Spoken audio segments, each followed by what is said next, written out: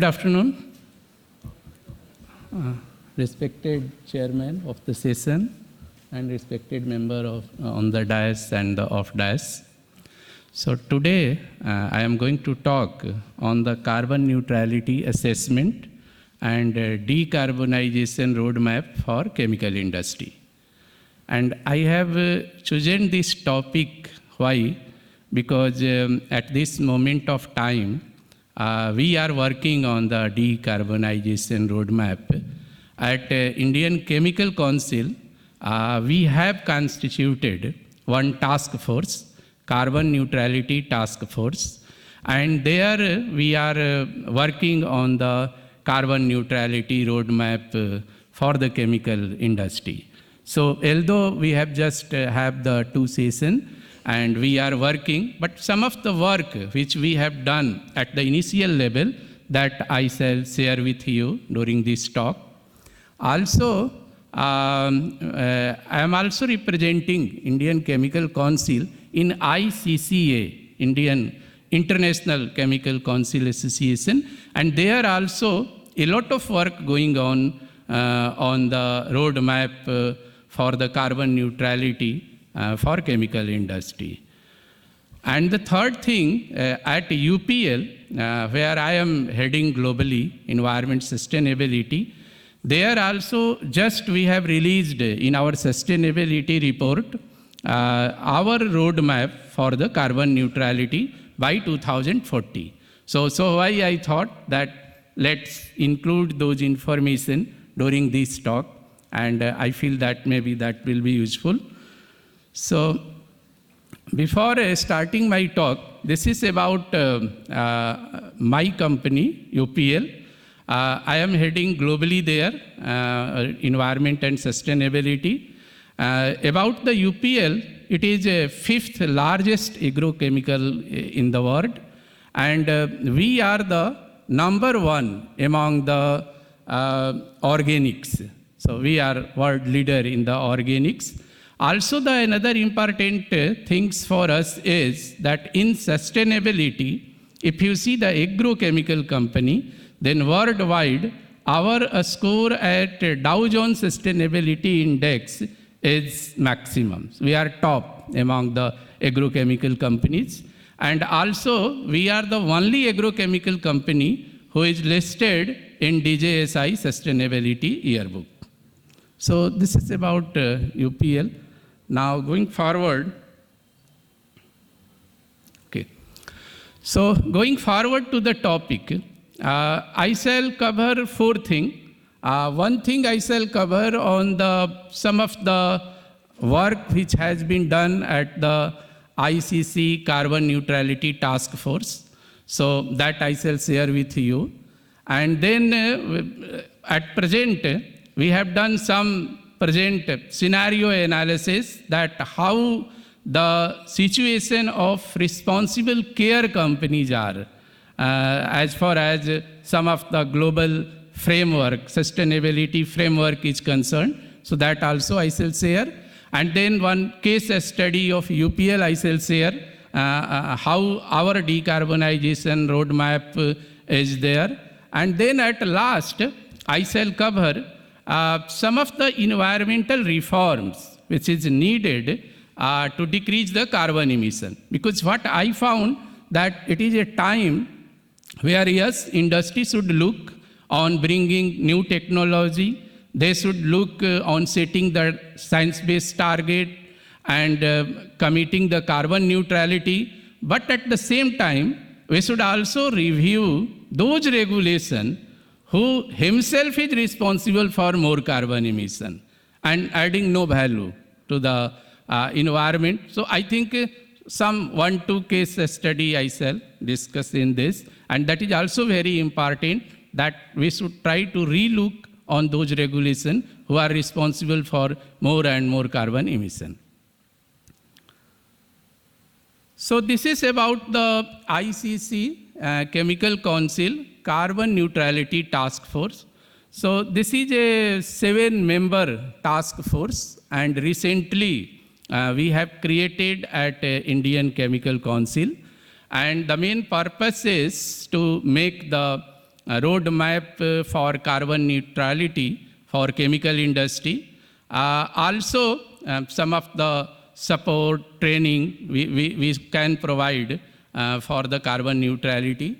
So what we have done at the initial stage, we have the 2 sittings till now, and we quickly done one survey that when we want carbon neutrality, then some of the global framework we must see, and where the for all chemical company, it was not possible within a small span of time to do the survey, but we have taken first responsible care company.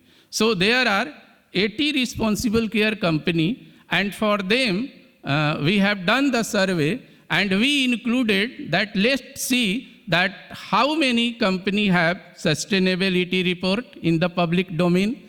Also, how many responsible company have calculated their scope 3 emission, how many company have set science-based target, how many company have TCFD report, and how many responsible care company have committed carbon neutrality. And you can see in this slide, you can see the result. The methodology was that from ICC, we have sent one Google survey to all the responsible care companies, and we got the response. Not 100%, but yes, we have covered 100% because with public domain, whatever the information available, that also we search, and then we concluded this percentage. So if you see the sustainability reporting, then you can see the RC company, which number is total 80 number. Responsible care logo holder companies in India are there, and 44% companies have sustainability report. And below that, I have given one comparison about Nifty 50 company. So as you know, Nifty 50 are the 50 largest stock exchange listed company, and there also we have done the survey. So you can see that where the Nifty 50 companies stand in India and where the responsible care 80 companies stand. So sustainability report 44% responsible care company percentages, and Nifty 50 68%. And if we see the scope 3 emission, then 31% responsible care company have already calculated a scope 3 emissions, and science-based target 15% responsible care company have set science-based target, and TCFD report 14%, and carbon neutrality 14%. So if we see this, then I think we have to work a lot to improve this. And next sustainability conclave, I shall again share with you that where we have reached, but our aim is that let's drive from the ICC Carbon Neutrality Task Force and drive in such a way that year over year, when we will come for the sustainability conclave, this percentage may go up, and I think must go up. And we will try that let's all these percentage on 5 parameters year over year goes up for the responsible care companies, and as well as a company whole. Maybe next year when I shall come here, then all the chemical company who are member of the ICC, maybe we have result that what is percentage in terms of all these 5 parameters. Now next is a scope 3 emission. I think in morning session also a lot of discussion happened, and as a result you can see that if we look responsible care company, then 31% have disclosed their scope 3 emissions. So mainly if we look on the scope 3 emissions, then we should try to see the scope 1, 2 and 3. And I have given the percentage. This is our UPL percentage. When we did the calculation, then we found that a scope 1 is 19%, and a scope 2 is 5%, and a scope 3 is 76%.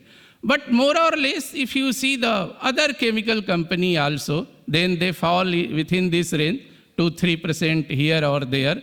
So mainly, approximate 75% is the scope 3 emission. And so why we have to see that how we should tackle or what we should do to decrease the scope 3 emission. And scope 1 and scope 2 is in our control because it is within our premises, but scope 3 is from the suppliers. And at UPL, we have 5,000 suppliers. And calculating all the scope 3 emission, their emissions constitute as our scope 3 emission. So it was a difficult task, but last year we have concluded that, and then we found the result that 76% our emission is scope 3 emission. Now this is about the science-based target. So if we look on responsible care companies, then 15% company have committed science-based target or in process of approval also. And if you see global chemical companies, so globally if we look on the chemical sector, then 71 company have committed and 42 company have already science-based target. And against global, in India, if we see the chemical companies, then the number is 8 who have formally committed, and approved science-based target is only with 4 companies. The next one is, this is the process of setting science-based target. So this is the mainly science-based target initiative, SBTI, and we have to send all the data of our scope 1, 2, 3, and what will be our target for 15 years, and we must have to follow the trajectory, either 1.5 degrees Celsius or below 2 degrees Celsius. So we have 2 choices, and then the SBTI used to approve the target. And here I have written the name of those company who are the responsible care logo holder, and they have either committed or approved science-based target. So the number is 12 number, and those company name is there in this slide. Now this is about UPL. So we have set our target. One target is the short-term target, another is mid-term target, which is a science-based target, and the long-term target. And we have set target not only for the carbon emission, but we have set the target for the water and waste as well. And if you see the short-term target, then UPL is committed to reduce 25% carbon emission by 2025, 20% water by 2025, and the waste 25% by 2025. And the mid-term target is by 2035, we are committed to reduce 62% carbon, water, and waste. And our long-term target is carbon neutrality by 2040, water neutrality by 2040, and zero hazardous waste to landfill by 2040. So this target we have set, and we have taken one sustainability linked green loan also. So last year, approximately 1.5 billion US dollar green loan we have taken based upon these sustainability targets, and those green loans are linked with the performance of achieving these targets. This is a case study. I have just shared UPL. At UPL, we have made the roadmap of carbon neutrality. And similar way, we want to make a roadmap for the entire chemical industry in India. And for that, we are working at ICC in Carbon Neutrality Task Force. So this, you can see here that in 2020, you can see the energy mix, what kind of energy mix we have. And then we set a roadmap that by 2025, how we will change our energy mix, and then 2035, and then 2040. So what here the summary is, I don't want to go into detail because it will take much more time and my slot is just a 15-minute slot. So what summary I want to convey through this slide is that if we want to achieve the carbon neutrality, then we must have to change our energy mix. And we must have to move toward renewable sources of energy. So today, you say any company, you take any company, then their maximum percentage are based upon fossil fuels. Going forward, we must have to move toward the renewable source of energy. So that's the main summary. There are several data are there.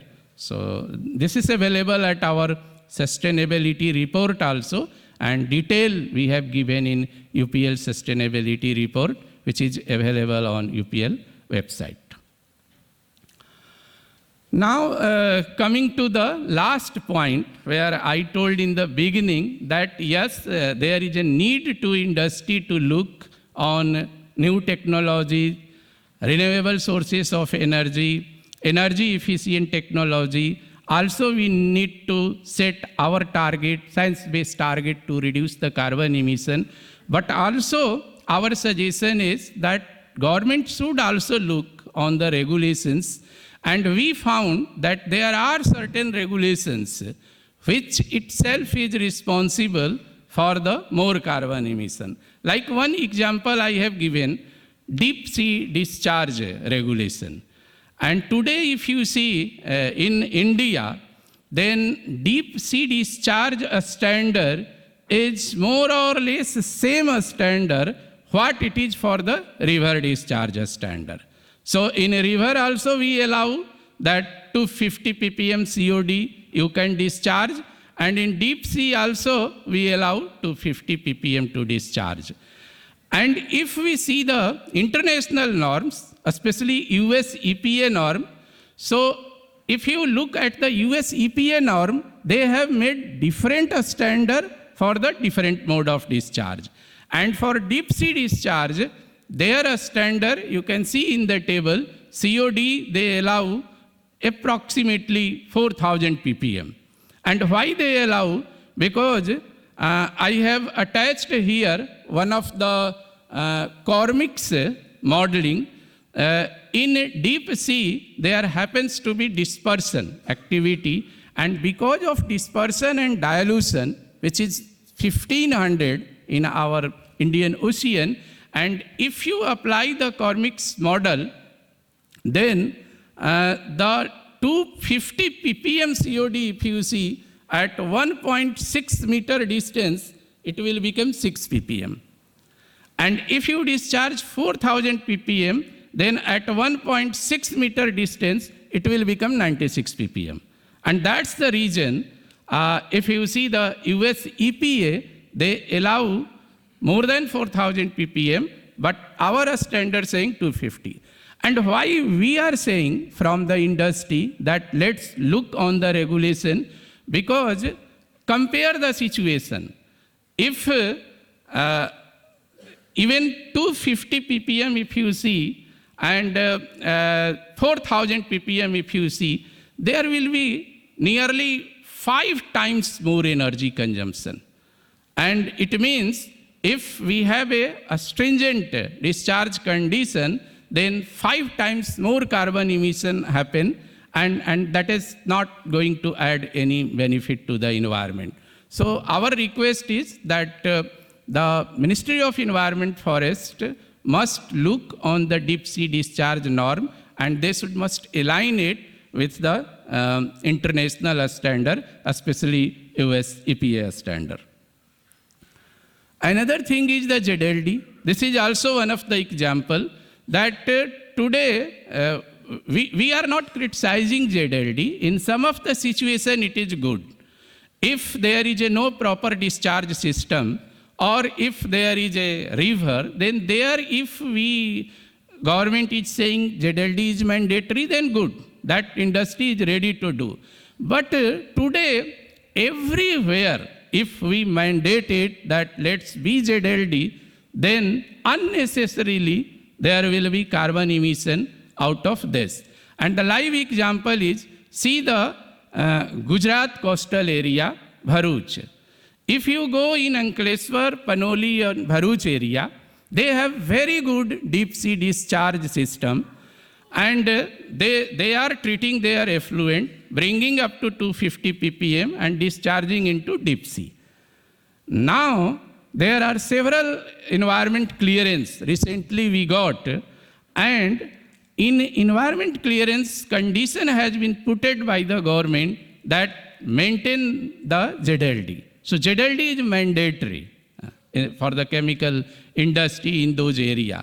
So our request is that if deep sea discharge system is there, if common effluent treatment plant is there, then why you are making mandatory ZLD? And actually, by making ZLD mandatory, you can see that how the carbon emission is 4 times higher, hazardous waste generation is nearly 2 times higher, so it is not environment friendly also.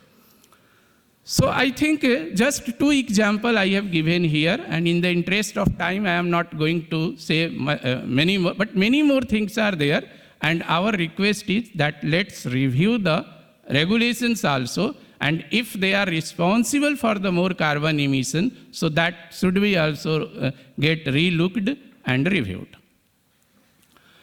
Now this is the one example you can see that I have given 3 scenarios. One scenario is that if our regulation happens to be as per US EPA regulation, and if industry is asked to treat up to 4,000 ppm COD, then they will consume in wastewater treatment only 1.5 kilowatt hour per cubic meter.